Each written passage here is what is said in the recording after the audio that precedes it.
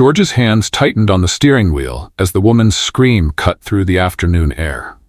She was trapped on the railway tracks, her dress caught in the metal crossing, pulling desperately as the freight train roared closer, its horn blasting a warning that echoed across the empty street. Pedestrians stumbled backward, hands over their mouths. Someone shouted to call 911. But George knew there wasn't time. The train was 300 yards away. 200. The conductor was already slamming the brakes, metal shrieking against metal, but physics doesn't care about desperation. The woman looked up, tears streaming down her face, and in that split second, George saw something in her eyes he'd seen in his own mirror every morning since his wife left. The look of someone who'd given up. But George Bill hadn't survived 5 years as a single father by giving up. He threw open his car door and ran. What happened in the next 45 seconds would connect two impossibly different worlds and change both their lives in ways no one could predict. Stay with us, because this story will restore your faith in humanity. Before we dive in, hit that like button and subscribe. And I'm genuinely curious, where are you watching from? Drop your country in the comments. I love knowing how far stories of hope can travel. The afternoon sun hung heavy over the industrial side of town, casting long shadows across cracked pavement and chain-link fences. George Bill's pickup truck rattled at the stoplight on Merchant Street, the engine making that familiar ticking sound he kept meaning to fix but never found time for. The radio played softly, some talk show he wasn't really listening to. His mind was already at Jefferson Elementary, calculating whether Marcus's teacher would mention the missing homework again. George checked his watch, 3:47 p.m. He had 13 minutes before the final bell. Plenty of time. He was a creature of routine now, had been ever since Diane left 3 years ago with nothing but a note on the kitchen counter and half their savings account. Every day followed the same pattern. Wake Marcus at 6:30, drop him at school by 7:45, open Bill's auto repair by 8:15, work until 3:30, pick up Marcus, homework, dinner, bedtime, repeat. It wasn't the life he'd imagined at 25, but at 32, George had learned that survival meant accepting what life handed you and making the best of it. The light turned green. George pressed the accelerator, his truck lurching forward with its characteristic groan. Merchant Street was mostly empty this time of day. A few industrial warehouses, the old railroad crossing that hadn't seen regular traffic in years, some overgrown lots waiting for development that would probably never come. It was the kind of neighborhood people drove through, not to. George barely glanced at the railroad crossing ahead. The warning lights were off, the arms were raised. He'd crossed these tracks 1,000 times on the way to Marcus's school. Routine, predictable, safe. But then he heard it. A scream. Not the playful shriek of kids or the distant yell of construction workers. This was different. Raw, desperate. The kind of sound that bypasses your brain and goes straight to your gut. George's foot hit the brake instinctively. His truck skidded slightly, rubber squealing against asphalt. His eyes scanned the area, searching for the source, and that's when he saw her. A woman, maybe 40, wearing an elegant red dress that seemed completely out of place in this industrial wasteland, was on the railway tracks about 60 yards ahead. She was pulling frantically at something. Her movements panicked, uncoordinated. Her heel had broken through a gap in the wooden crosstie, and the hem of her dress was snagged in the metal crossing mechanism. She was trapped. George's mind registered the scene in fragments. The woman's terrified face, her hands bleeding from pulling at the fabric, the broken shoe lying beside the track. And then he heard the second sound. The train horn. His head snapped to the right. A freight train was approaching from the east, moving faster than it should have been through this stretch. The engineer had probably spotted her because the horn kept blasting. One long, continuous wail that seemed to shake the air itself. But freight trains don't stop quickly. George knew that. Everyone knew that. A fully loaded train could take over a mile to stop, even with emergency brakes. This one had maybe 300 yards. George looked back at the woman. She'd stopped trying to free herself. She was just standing there now, frozen, staring at the approaching train with a look George recognized. The look of someone watching their own death approach and knowing there's nothing they can do about it. Two pedestrians stood on the sidewalk, phones out, probably filming or calling 911. Neither moved toward her. A car had stopped at the crossing. The driver's door opened, but the person still inside, as if paralyzed by the horror of what they were witnessing. The train was 200 yards away now. The brakes were screaming, metal grinding against metal, sparks flying from the wheels, but momentum doesn't care about desperation. George's hands were moving before his brain finished processing. He threw his truck into park, door already swinging open. His work boots hit the pavement hard as he broke into a sprint. "Hey!" someone yelled behind him. "Don't! The train!" But George wasn't thinking about the train. He wasn't thinking about Marcus waiting at school, or the shop he'd left unlocked, or the fact that he'd never been particularly brave or heroic. He was thinking about the woman's eyes, about how they'd already accepted death, and something in George Bill's core refused to let that acceptance be the end of her story. 150 yards. His lungs burned as he pushed harder, arms pumping, legs carrying him faster than he'd run since high school. The woman saw him coming now. Her eyes widened, hope and horror mixing in her expression. "I'm coming!" George shouted, though his voice was lost in the train's horn. 100 yards. George's boots hit the gravel beside the tracks. Up close, he could see the problem clearly. Her dress was wound tightly around the metal mechanism, and her heel was wedged deep between the wooden tie and the rail. She'd done more damage trying to free herself, tightening the fabric like a knot. "Hold still." George dropped to his knees, his hands finding the fabric. 75 yards. The train engineer was leaning on the horn continuously now, one long, desperate wail. The sound was deafening. The ground was shaking. George could feel the vibration in his chest, in his bones. His fingers worked frantically at the dress, but it was caught too tightly. The fabric was expensive, some kind of silk blend that wouldn't tear easily. "My foot," the woman gasped. 50 yards. George looked up into her eyes. They were green, he noticed absurdly. Green and terrified and somehow still beautiful despite the mascara running down her cheeks. "Trust me," he said. And then George Bill, mechanic and single father, did the only thing he could do. He grabbed the woman's shoulders and pulled with every ounce of strength in his body. The fabric resisted, held for a moment, and then ripped with a sound that seemed impossibly loud even over the train horn. The woman's shoe stayed wedged in the track, but her foot came free. 30 yards. George wrapped his arms around her waist and threw himself backward, both of them tumbling off the tracks and down the gravel embankment. They hit the ground hard, George's shoulder taking most of the impact, the woman landing on top of him.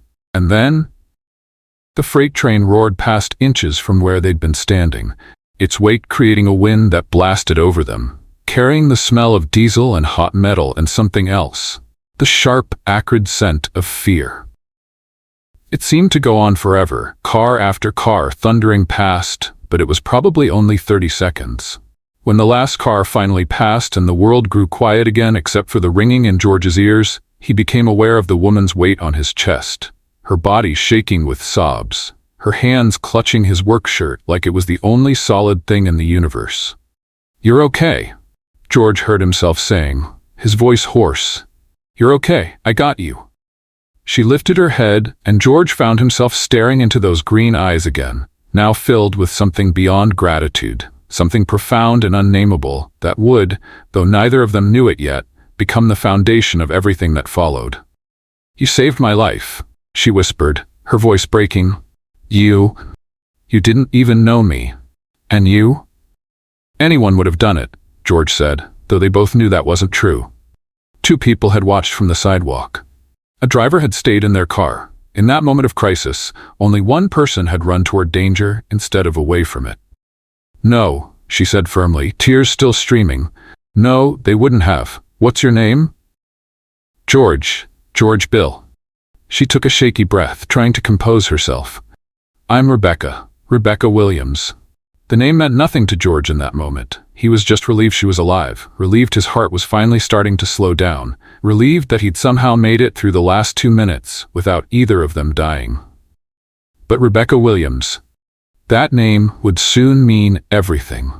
Because Rebecca Williams was married to Jason Williams, CEO of Williams Tech Industries, one of the most powerful men in the state. And what started with 45 seconds of courage on a forgotten railway crossing was about to become a story that neither George nor Rebecca could have predicted. A story that would test everything they believed about love, loyalty, class, and what it really means to be free. But for now, in this moment, they were just two people lying in the gravel beside a railroad track, alive when they shouldn't have been, connected by an act of selfless courage that would change both their lives forever. And somewhere in the distance, George's phone was ringing. Marcus's school, probably wondering where he was. The ordinary day George Bill had been living was over. What came next would be anything but ordinary. George's phone kept ringing somewhere in the gravel. He ignored it. Rebecca was still trembling against him, her breathing ragged, her fingers gripping his shirt so tightly he could feel the fabric straining. The freight train's rumble faded into the distance, but the adrenaline in George's veins was still screaming. "I need to." Rebecca tried to push herself up, but her arms gave out. "I can't. My legs won't." "Easy," George said, gently helping her sit upright. "You're in shock. Just breathe." She did, drawing in long, shuddering breaths that gradually steadied. When she finally looked at him again, her eyes were clearer but still swimming with tears. "You saved my life. You actually," her voice cracked. "The train was right there. Right there. And you just, it's okay, you're safe now." Safe. She laughed, but it came out broken, almost hysterical. "I was about to die. I was literally about to die, and you." She grabbed his hand, holding it between both of hers. "Thank you. God, thank you. How do I even?" George pulled his hand back awkwardly, uncomfortable with the intensity of her gratitude. "Really, it's fine. Anyone would have." "Stop saying that." Rebecca's tone sharpened, cutting through her shock. "Anyone didn't. You did. You risked your life for a complete stranger." Sirens wailed in the distance, growing louder. Someone must have called 911. George stood, brushing gravel from his jeans, and offered Rebecca his hand.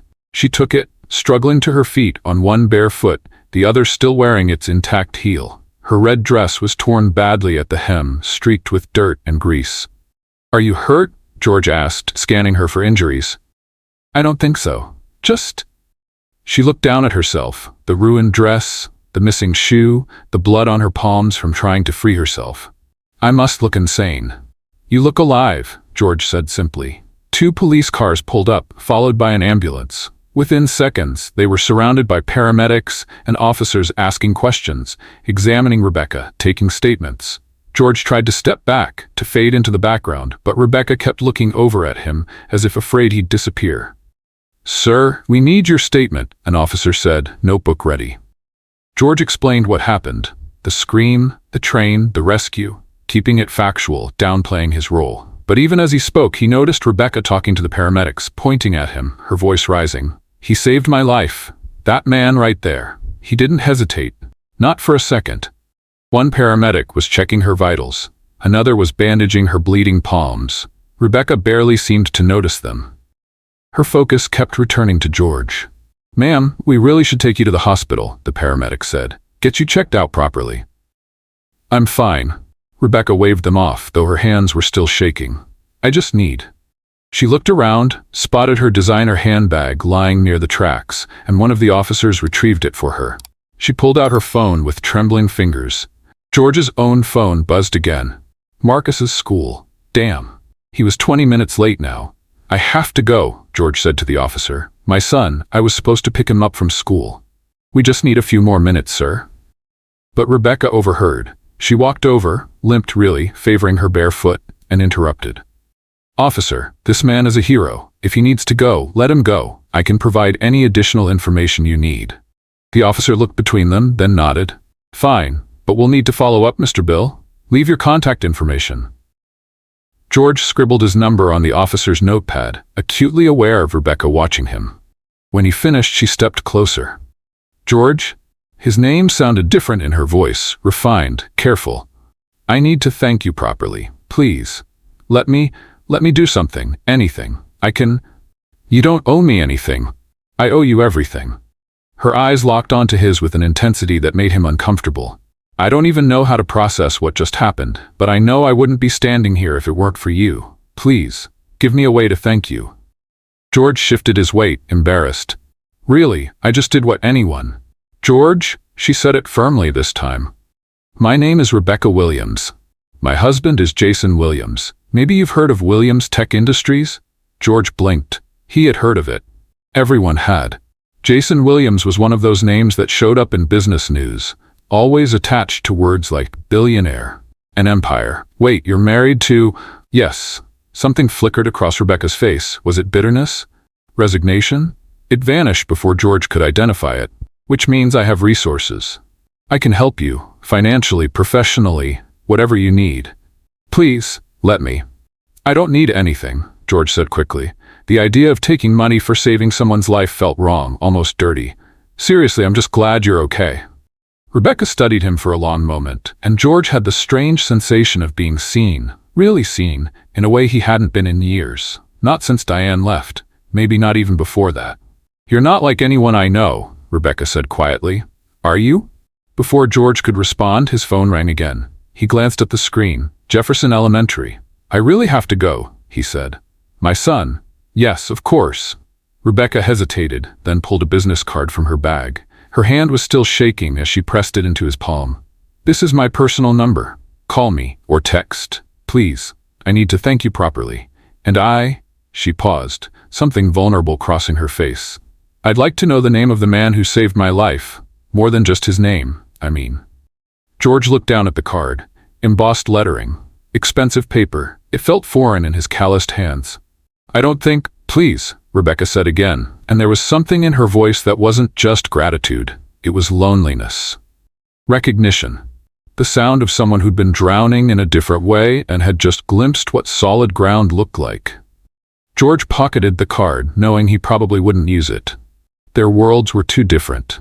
This was just the adrenaline talking, the aftermath of a near-death experience. Tomorrow, she'd be back in her billionaire's mansion, and he'd be back under a car chassis, and this whole thing would fade into a story he'd tell Marcus someday. "Take care of yourself," George said. He turned toward his truck, but Rebecca called after him. "George?" He looked back. "Thank you," she said one more time, "for giving me tomorrow." George nodded, climbed into his truck, and drove away. In his rearview mirror, he watched Rebecca standing beside the police cars, looking smaller and more lost than any billionaire's wife should look. He had no idea that the card in his pocket would ring 3 days later, or that answering it would be the second biggest decision of his life. The first had been running toward those train tracks instead of away from them, and both decisions would lead him to the same place, into a life he never imagined, with a woman he never expected to know, in a story that was only just beginning.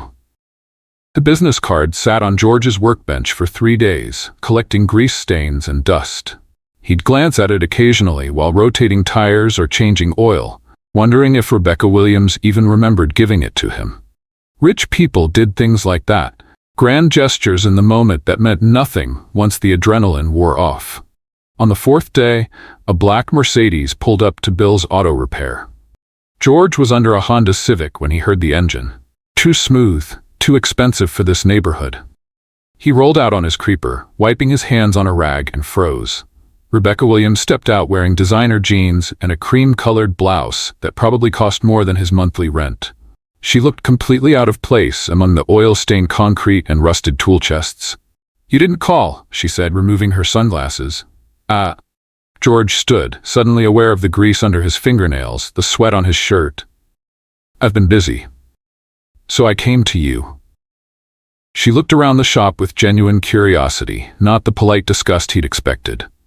"This is yours?" "Yeah, small operation, just me and one part-timer." "It's perfect," Rebecca said, and she sounded like she meant it. "May I?"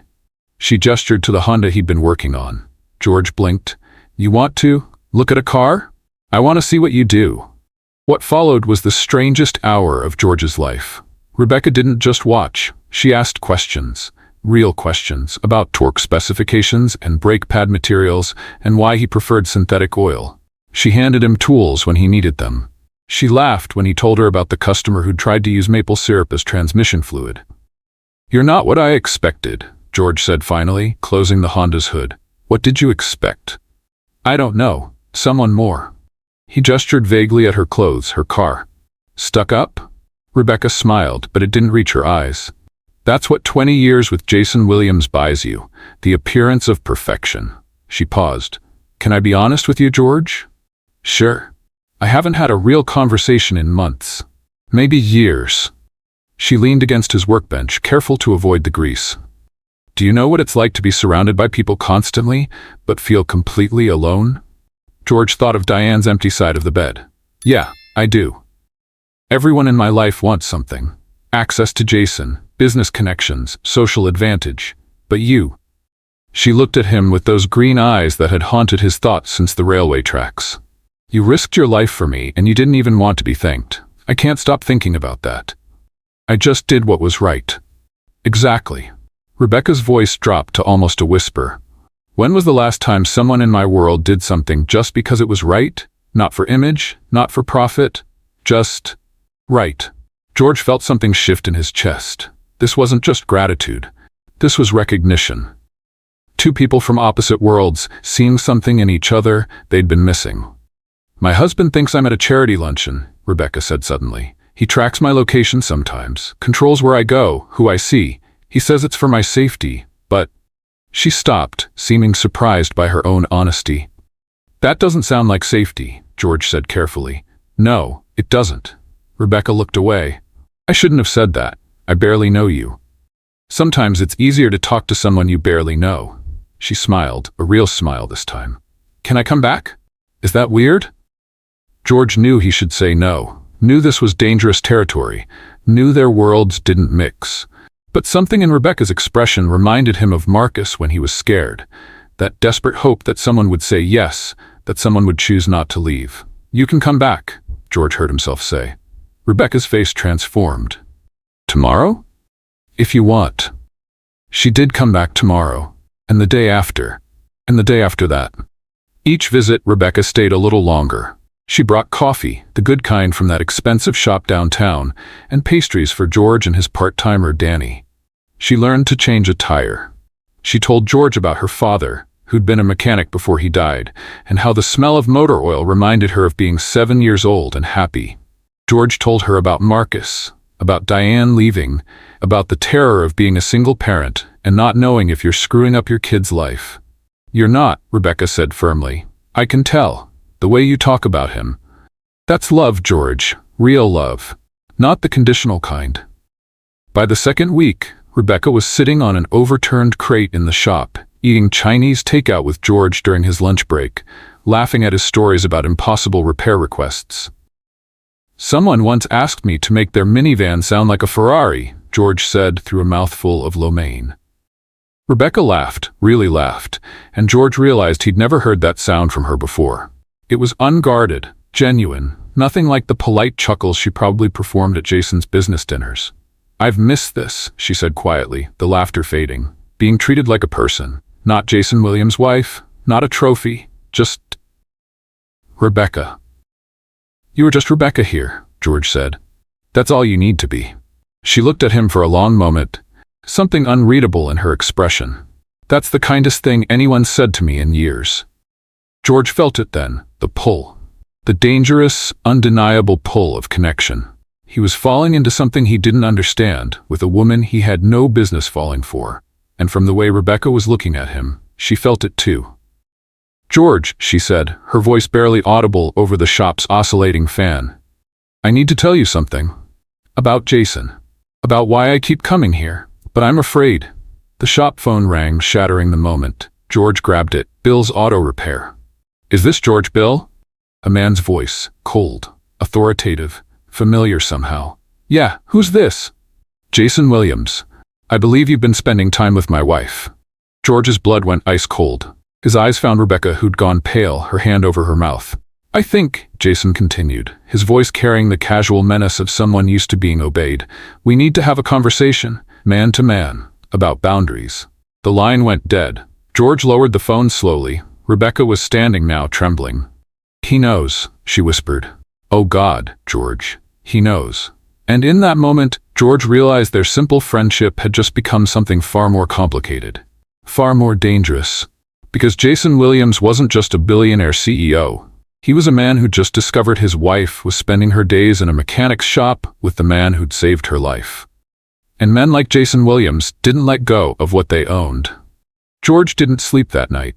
Jason's call played on repeat in his mind, that cold, controlled voice promising a conversation. Rebecca had left the shop in tears, begging George not to answer if Jason called again. But the phone stayed silent. The threat hung in the air like smoke. The next morning, George expected Rebecca wouldn't come. Why would she? Her husband knew. It was over. But at 10 a.m., the black Mercedes pulled up. Rebecca looked different, tired. Her eyes were red-rimmed behind designer sunglasses she didn't bother removing. She walked into the shop without her usual greeting, sank onto the overturned crate, and just sat there. "You okay?" George asked quietly. "He was waiting for me when I got home." Her voice was flat, drained. Didn't yell. Jason never yells. He just explained how it looked, what people might think, how I was embarrassing him by spending time in a... She stopped, in places beneath our status. George felt anger flare in his chest. Did he hurt you? Not physically. Jason's too smart for that. Rebecca finally removed her sunglasses. He reminded me who I am, who I belong to. He used that exact word, belong, like I'm a possession. You're not, aren't I? She laughed bitterly. I sign where he tells me, smile when he tells me, wear what he approves, attend events I hate with people I despise. I haven't made a real decision about my own life in 15 years. George set down his wrench and moved closer, sitting on an empty oil drum across from her. Then why are you here? Because this is the only place I feel like myself. Rebecca's voice cracked. Do you understand that? For 2 hours a day in this grease-stained shop, I'm not Mrs. Jason Williams. I'm just Rebecca, and I've forgotten what that feels like until you. She stopped, looking away. Until I what? Until you saw me, really saw me. Not my last name or my husband's money, just me. George's heart was pounding. This was dangerous territory. He knew it. She knew it, but something kept pulling them together, something neither of them seemed able to resist. What do you want, Rebecca? George asked carefully. From coming here. She looked at him with those green eyes, and George saw the answer before she spoke it. I don't know anymore, she whispered. At first it was gratitude, then friendship. But now, she stood abruptly. I should go. This isn't fair to you. Jason could make your life hell, and let me decide what's fair to me. Rebecca froze. George, you're not the only lonely one here, George said, surprising himself with his honesty. You walk in here, and it's like the shop gets brighter. Marcus asks about you. Danny makes extra coffee. And me, he stopped, knowing he was about to cross a line. I think about you when you're not here. Wonder what you're doing. If you're okay. If you're happy. I'm not happy, Rebecca said quietly. I haven't been happy in years. The air between them felt electric, charged with everything they weren't saying. This can't go anywhere, George said, though his heart was screaming the opposite. You know that, right? You're married. You're trapped, Rebecca finished. That's what I am. And being here with you is the only time I feel free. George wanted to close the distance between them. Wanted to tell her she deserved better than Jason Williams' gilded cage. Wanted to be the person who showed her what it meant to be truly seen, truly valued. But he thought of Marcus, of his small life that could be destroyed by a man like Jason Williams, of the dangerous game they were playing. Maybe you should stop coming. George forced himself to say, for both our sakes. Rebecca's face fell. You want me to leave? I want you to be safe. And I? George ran a hand through his hair. I don't know what this is, Rebecca, but it scares the hell out of me. It scares me too. She stepped closer and George caught the scent of her perfume, something expensive and delicate. But I can't stay away. I've tried. After Jason's call, I told myself I wouldn't come back. And here I am. Why? Because you make me feel alive. Her voice dropped to barely a whisper, and I'd forgotten what that felt like. George's phone buzzed. A text message. Unknown number. Stay away from my wife, Mr. Bill. This is your only warning. J.W. George's blood went cold. He looked up at Rebecca, who'd seen his expression change. What is it? He handed her the phone. She read the message, and all the color drained from her face. He's having you followed, she breathed. Oh God, George, he knows I'm here right now. They both looked toward the shop's entrance, suddenly aware of how exposed they were. How easy it would be for someone to be watching, photographing, reporting back to Jason Williams. "You need to leave," George said urgently. "Now." "George, Rebecca, please, if he's watching," but it was too late. A second Mercedes, this one silver, pulled up outside the shop. The door opened, and Jason Williams himself stepped out. He was exactly what George expected. Tall, silver-haired, wearing a suit that cost more than George's truck. But it was his eyes that froze George in place. Cold, calculating, and fixed on his wife with an expression that was equal parts possession and fury. "Rebecca," Jason said, his voice carrying across the shop floor. "I believe we had an understanding." Rebecca grabbed George's arm, her fingers digging in with fear. "Jason, I can explain. You can explain at home." Jason's gaze shifted to George, and George felt the full weight of a powerful man's contempt. "And you, Mr. Bill, can expect a visit from my lawyers. Alienation of affection is still actionable in this state." George's mouth went dry. "I haven't done anything." "Yet," Jason cut him off. "But I know men like you. You see an opportunity, a wealthy, vulnerable woman, and you think you've hit the jackpot." He smiled, but it was reptilian cold. "I've crushed bigger threats than you." "He's not a threat." Rebecca's voice shook. "He's my friend. You don't need friends." Jason's tone shifted, becoming almost gentle, which was somehow more terrifying. "You need to come home. Now." Rebecca looked at George, and in her eyes, George saw a choice being made. A terrible, heart-wrenching choice. "I'm sorry," she whispered, and then she walked toward her husband. George watched her go, feeling helpless, watching as Jason placed a possessive hand on Rebecca's back, guiding her toward the silver Mercedes like she was a child who'd misbehaved. Just before she got in, Rebecca looked back one last time, and George saw it. The silent plea, the desperate hope that somehow, some way, this wasn't the end. Jason saw it too. "Mr. Bill," he called out, his voice carrying a final warning. "If you value your son's future, you'll forget my wife exists." The threat landed like a punch to George's gut. Marcus. Jason was threatening Marcus. The Mercedes drove away, leaving George standing alone in his shop, hands shaking, wondering what the hell he'd just gotten himself into, and wondering if saving Rebecca Williams' life had been the biggest mistake of his own. 3 days of silence. No Mercedes, no phone calls, no Rebecca. George tried to focus on work, but every time the shop door opened, his heart jumped. Marcus asked why he seemed distracted. Danny asked if the nice lady was coming back. George had no answers. On the 4th day, his phone rang. Unknown number. "George?" Rebecca's voice was barely a whisper. "I'm sorry, I shouldn't call, but—" "Are you okay?" "No." A shaky breath. "Jason's been watching me constantly. He's hired someone, a security detail, he calls it, but it's really just surveillance. I can't go anywhere alone, can't even use my own phone. I'm calling from a burner I bought at a gas station." Her voice cracked. "I feel like I'm suffocating." "Rebecca?" "He says I'm being dramatic, that everything he does is for my protection, for our image. But George, I can't breathe. Every moment in that house feels like drowning." George gripped the phone tighter. "What do you need?" "I don't know. I needed to hear your voice, to remember what it feels like to talk to someone who doesn't want to control me." "Meet me," George said impulsively. "Somewhere he won't find us." Silence. Then, "Are you sure?" He threatened Marcus. "I know, but I'm not going to let him terrorize either of us." They agreed on a quiet park across town. George arrived first, scanning for anyone who might be watching. When Rebecca appeared, she was wearing jeans and a baseball cap, nothing like the polished woman who'd visited his shop. She looked smaller somehow, hunted. "Thank you for coming," she said, sitting beside him on a weathered bench. "Of course." "Jason's getting worse." Rebecca's hands twisted in her lap. "He's convinced himself that you're trying to steal me away, that you're manipulating me. He's talked to his lawyers about restraining orders, lawsuits, anything to keep us apart. Why does he care so much, if he treats you like a possession?" "Because that's exactly what I am to him." Rebecca's voice hardened. "A trophy, an asset. Mrs. Jason Williams, the perfect wife, makes him look stable, family-oriented, trustworthy. Losing me would damage his image. He can't—" George studied her face. The exhaustion, the fear, but also something new. Determination. "What are you thinking?" he asked carefully. "That I can't live like this anymore." She turned to face him fully. "George, I've been trapped in this marriage for 15 years. I convinced myself it was enough. The money, the security, the lifestyle. But then you saved my life, and I realized I wasn't living at all.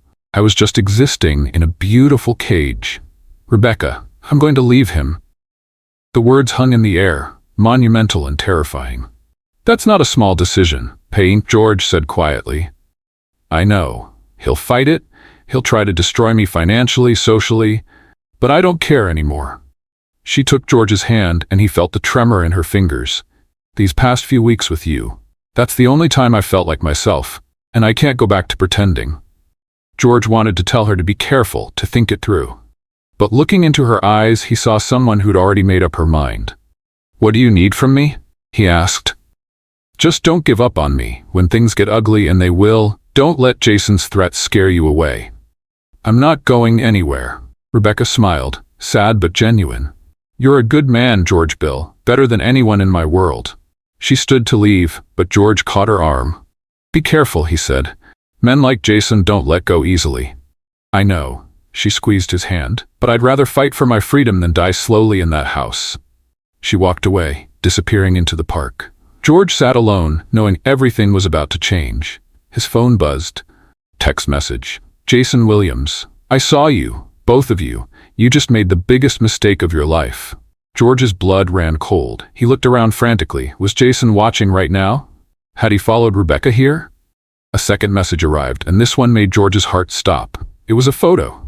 Marcus, outside Jefferson Elementary, alone. The caption read, "Beautiful son you have. Would be a shame if something disrupted his safe, simple life." George was already running to his truck, dialing Marcus's school with shaking hands. Jason Williams wasn't just threatening anymore. He was declaring war. And he'd just made it clear that Marcus was now part of the battlefield. George pulled Marcus out of school that afternoon. The principal protested. It wasn't pickup time, there were procedures. But one look at George's face silenced her objections. Marcus climbed into the truck, confused, his backpack dragging. "Dad? What's wrong?" "Nothing, buddy." George's knuckles were white on the steering wheel. "Just wanted to spend the afternoon together." He drove home, checking the rearview mirror every 30 seconds. Was that silver sedan following them? The black SUV 2 cars back? George had never felt paranoid before.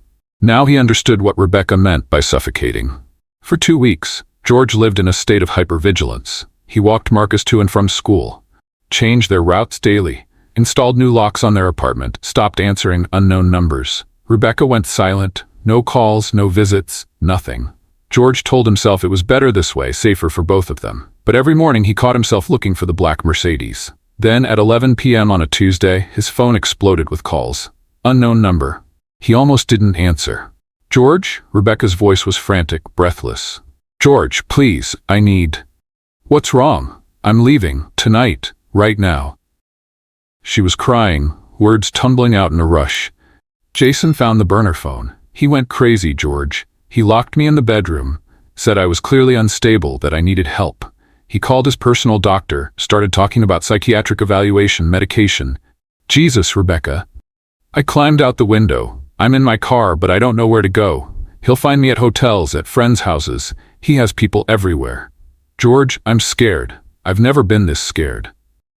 George closed his eyes, thinking of Marcus asleep in the next room, thinking of Jason's threat, thinking of the safe, predictable life he'd built after Diane left. And then he thought of Rebecca's face when she talked about feeling alive. "Where are you?"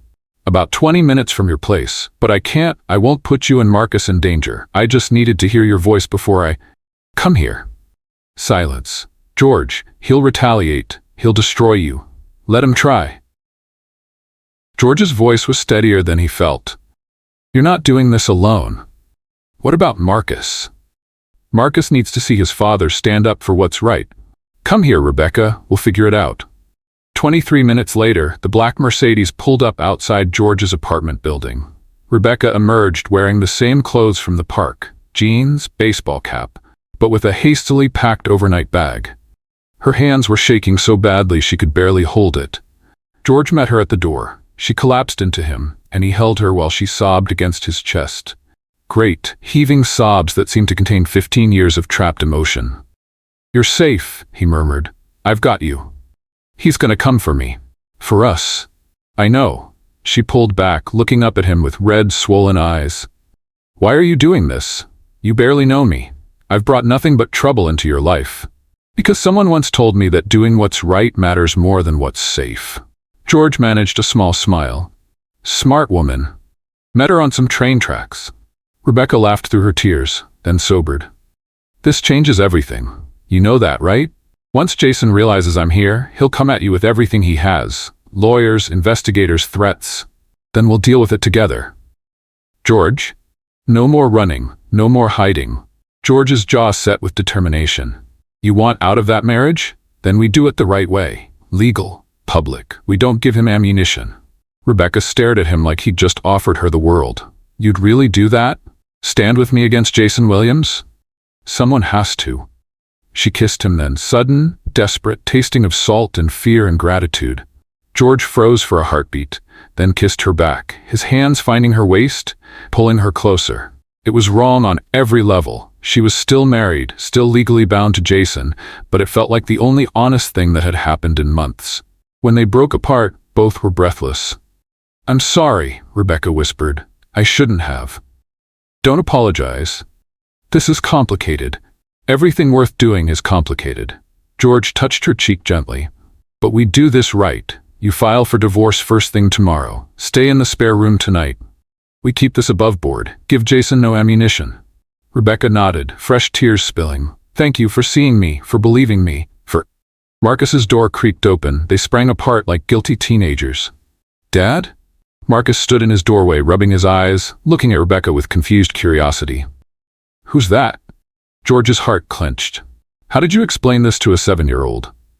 "Marcus, this is my friend Rebecca. Remember I told you about her? She needs a safe place to stay tonight." Marcus studied Rebecca with the brutal honesty of children. "Are you running away from someone bad?" Rebecca crouched to his level. Yes, I am. Like how we ran away from Mom?" George flinched, but Rebecca just nodded solemnly. "Then you can stay here," Marcus declared with 7-year-old certainty. "Dad says home should be safe." "Right, Dad."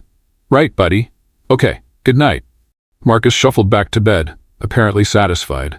Rebecca stood slowly, wiping her eyes. "He's wonderful. He's been through too much already." George's voice dropped. "Which is why I need you to be sure about this. Once Jason finds out you're here, he'll make our lives hell. Marcus will get caught in the crossfire. Are you ready for that?" Rebecca met his eyes with steel in her own. "I'm ready to fight.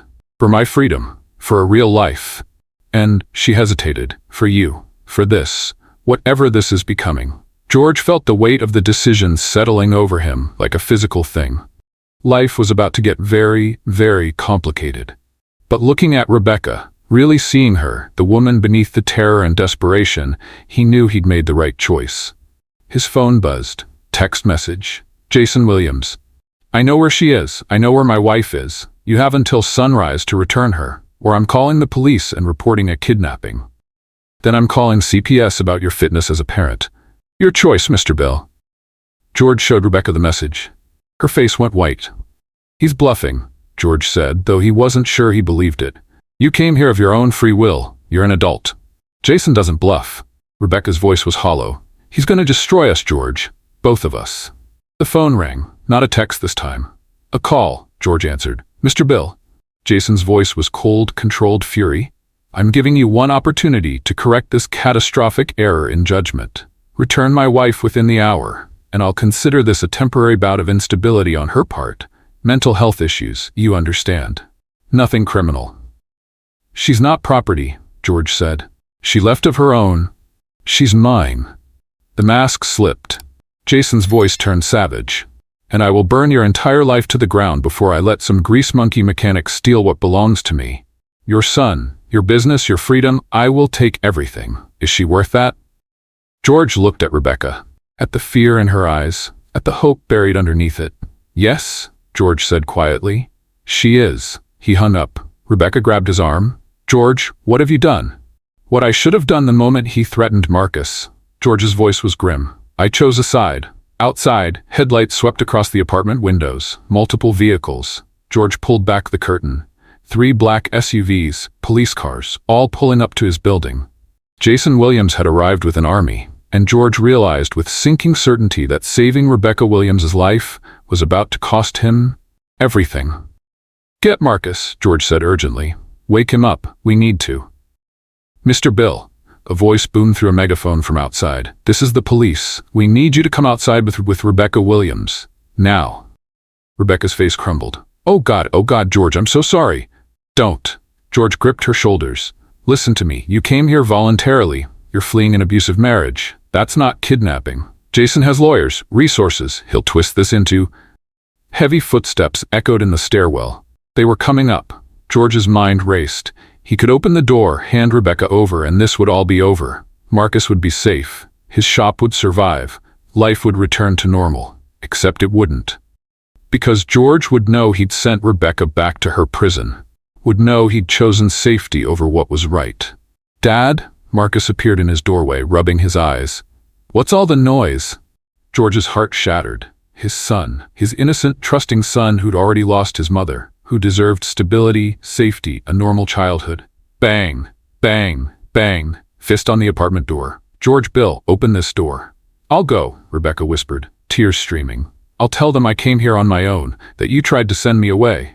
I'll protect you." "No, Marcus needs you. I won't let Jason destroy that." She moved toward the door. George caught her wrist. In that split second, everything crystallized. He thought of his own father, a quiet man who'd never stood up for anything, who'd taught George that survival meant keeping your head down. George had sworn he'd be different, had sworn he'd teach Marcus something better. Courage, integrity, standing up for people who couldn't stand up for themselves. "Nobody's opening that door until I know my rights," George called out.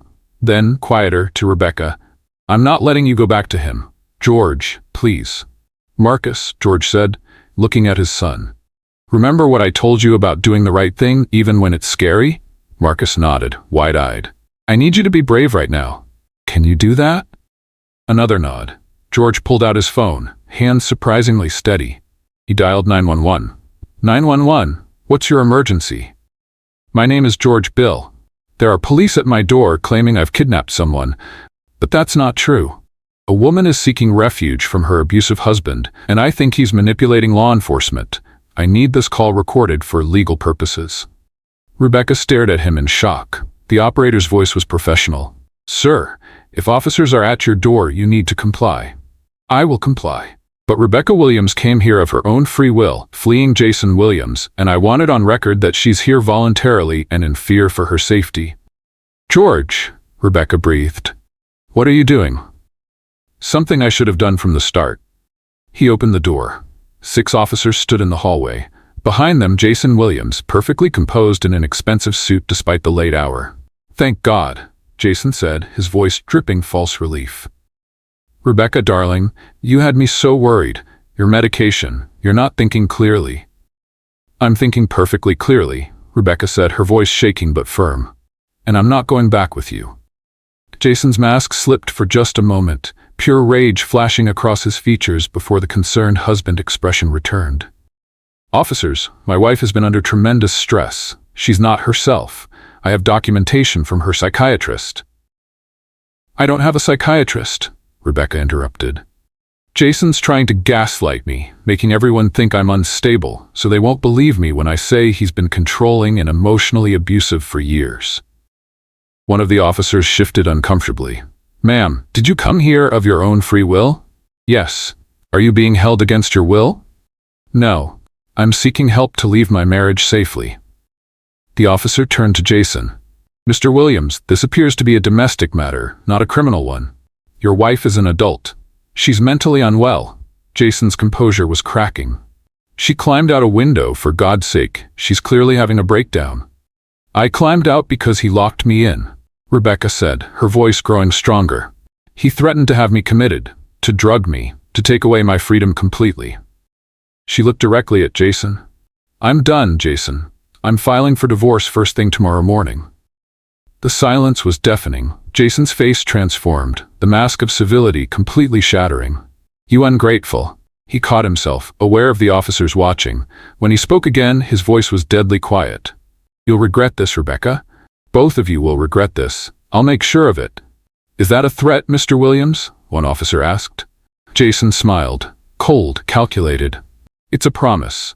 I have the best lawyers in the state. I'll drag this divorce out for years. I'll tie up every asset. And Mr. Bill here," he turned to George, "I'll file a civil suit for alienation of affection, emotional damage. I'll depose everyone you know. I'll audit your business. I'll make your life a legal nightmare." "Then I guess I'll see you in court," George said evenly. Jason's eyes narrowed. "You have no idea what you've just started." "Maybe not, but I know what I'm standing for." For a long moment, Jason just stared at them. Then he turned to the officers. "I want a restraining order filed first thing tomorrow. My wife is clearly being manipulated." "Your wife is standing right here," Rebecca said. "And I'm not your property anymore." Jason's jaw clenched. Without another word, he turned and walked down the stairs, his footsteps echoing like gunshots. The officers looked at each other uncertainly. "Ma'am, do you need resources? Domestic violence counseling? We can provide." "Thank you, I'll be fine." Rebecca's voice was barely above a whisper. When the officers finally left, George closed the door and leaned against it, his legs suddenly weak. Rebecca sank onto the couch, shaking. Marcus stood frozen in his doorway. "Dad?" His voice was small. "Are we in trouble?" George went to his son, kneeling down. "No, buddy, we're okay. Sometimes doing the right thing feels scary, but it's still the right thing." "Is Miss Rebecca going to be okay?" George looked at Rebecca, exhausted, terrified, but free. "Yeah, she's going to be okay." But even as he said it, George's phone buzzed.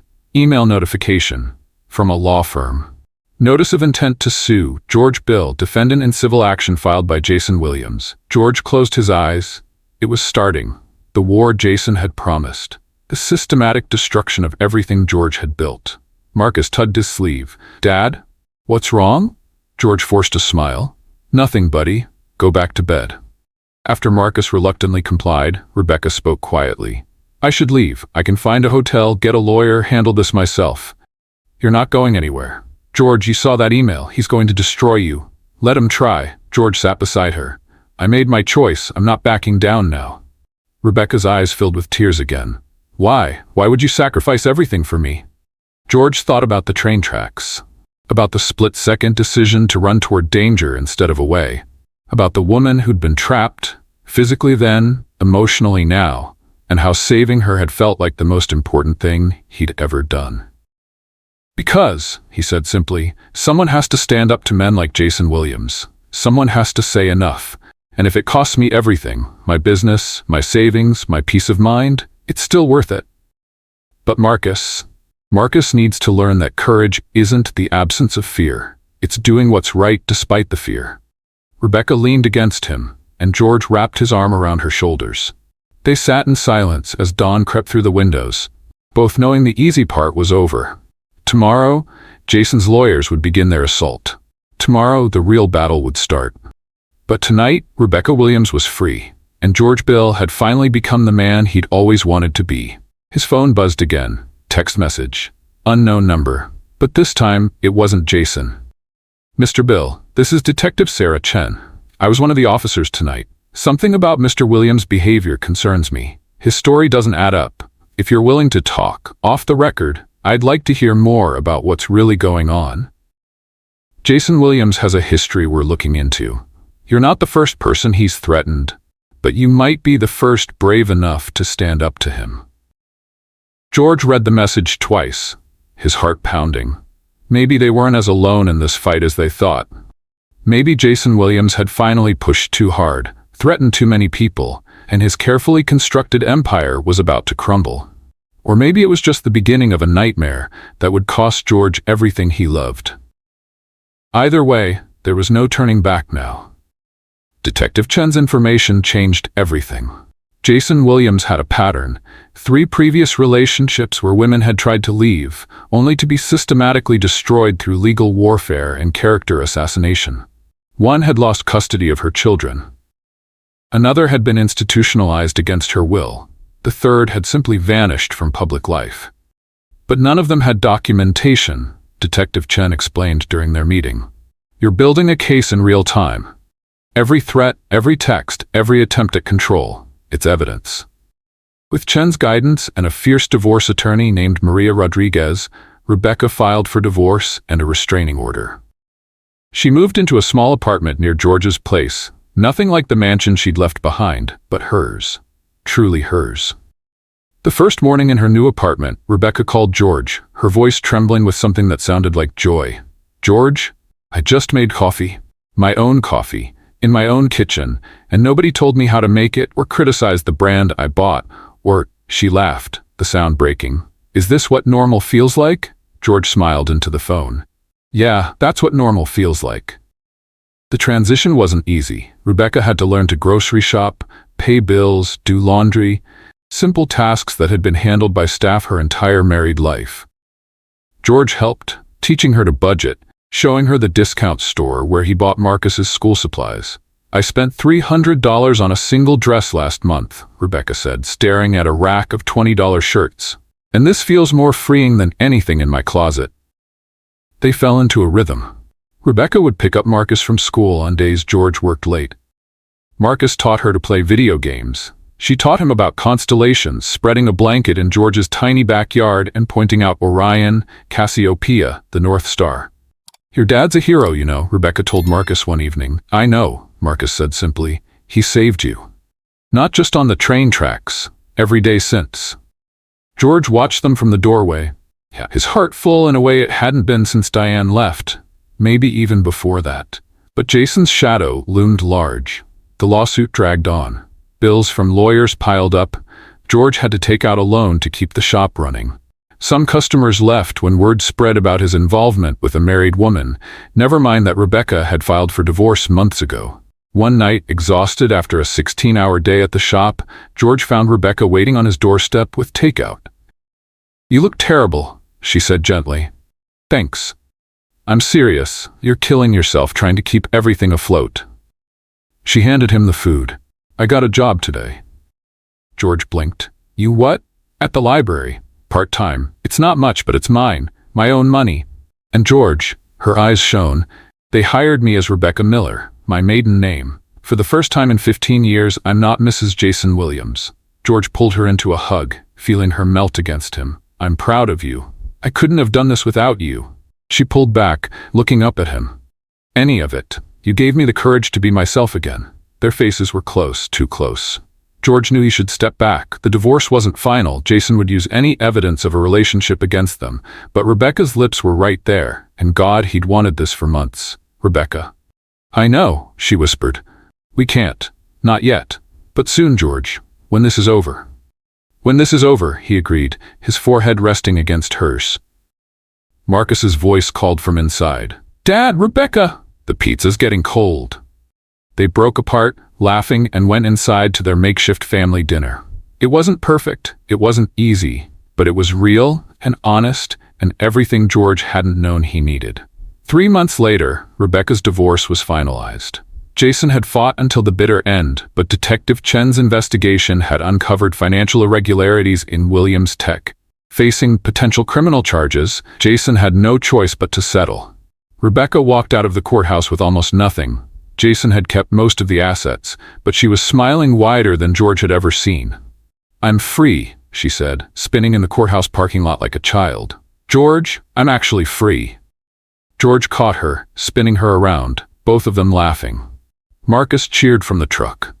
That night, after Marcus went to bed, Rebecca and George sat on his couch, her head on his shoulder, his arm around her waist. "So," Rebecca said quietly, "now what?"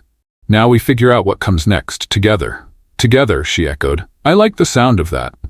George kissed her then, properly, deeply, without fear or restraint. When they broke apart, both were breathless. "I love you," Rebecca whispered. "I think I have since the train tracks." "I love you too," George said, "even though you're terrible at changing oil." She laughed, swatting his arm, and kissed him again.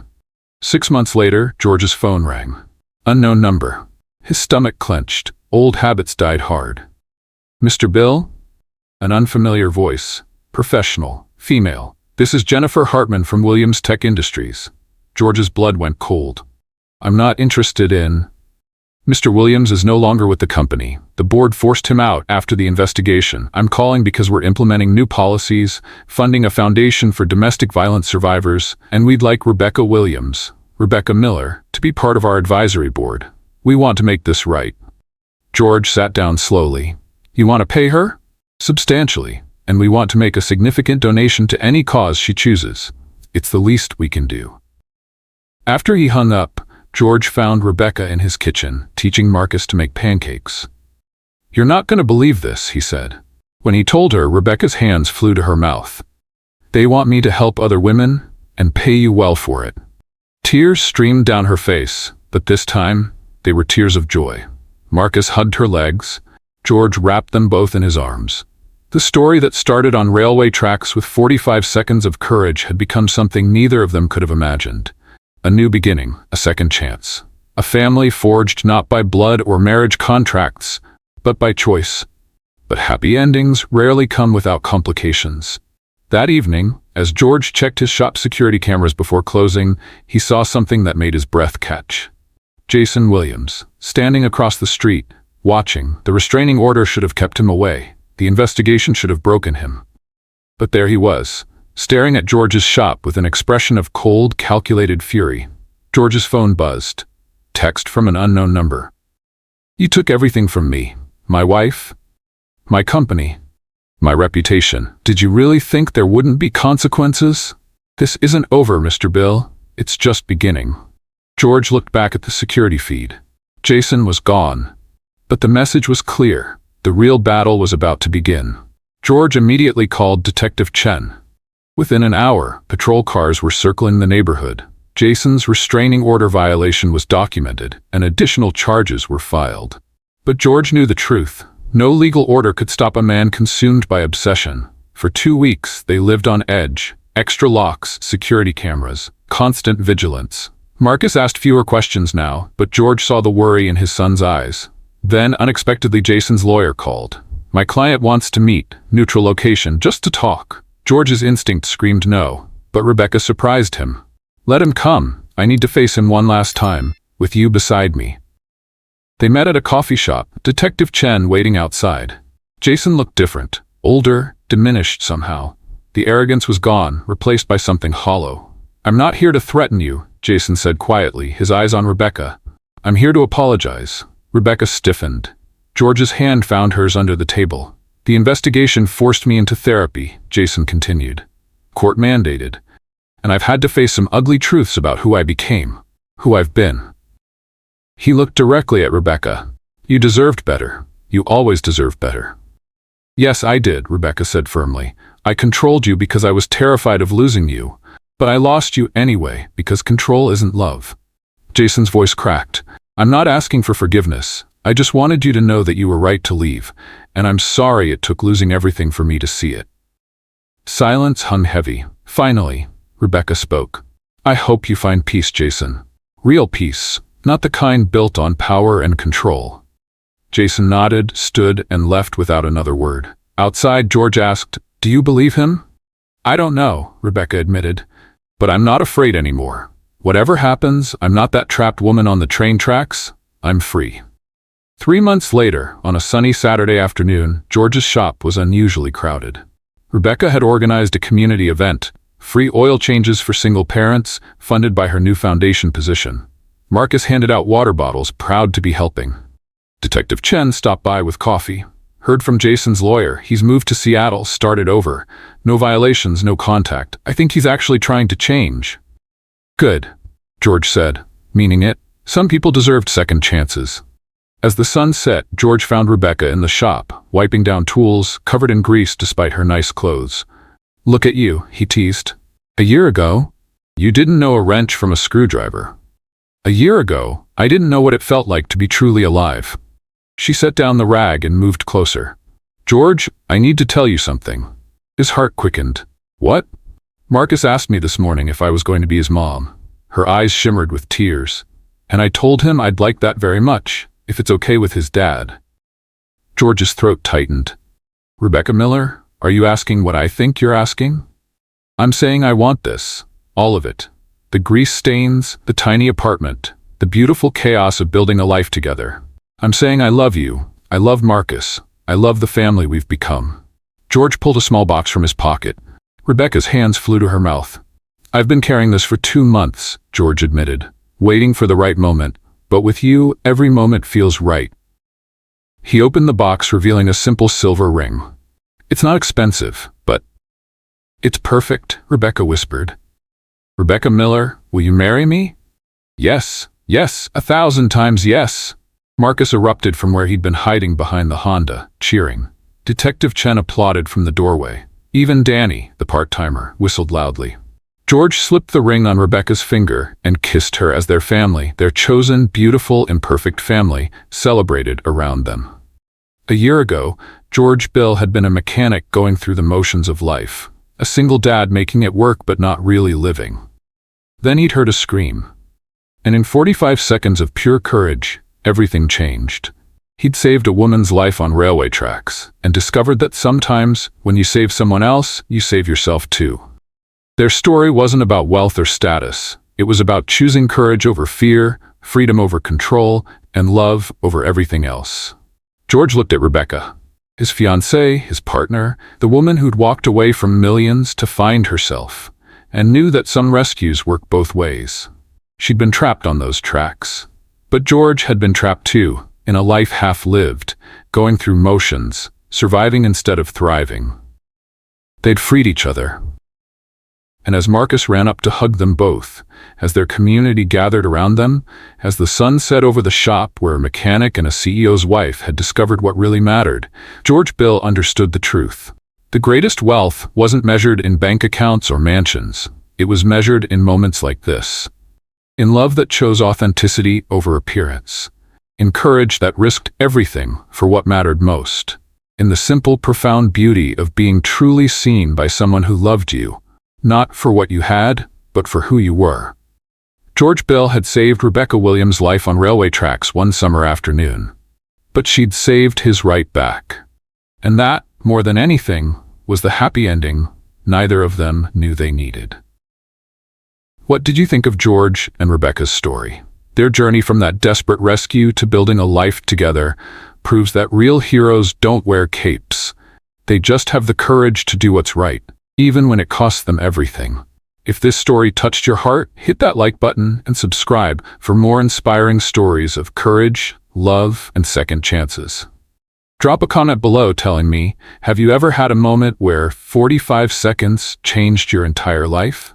I read every single comment, and your stories inspire me. And here's something to think about. What would you have done in George's position? Would you have run toward those tracks, or would fear have held you back? Be honest. There's no wrong answer.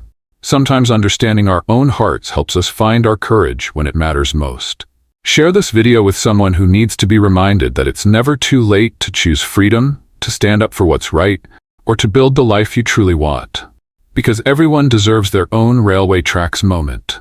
That split second where everything changes, and you finally become who you were always meant to be. Until next time, remember, the most powerful thing you can do is choose courage. Choose authenticity. Choose love. Especially when, it's terrifying. Thanks for watching. See you in the next story.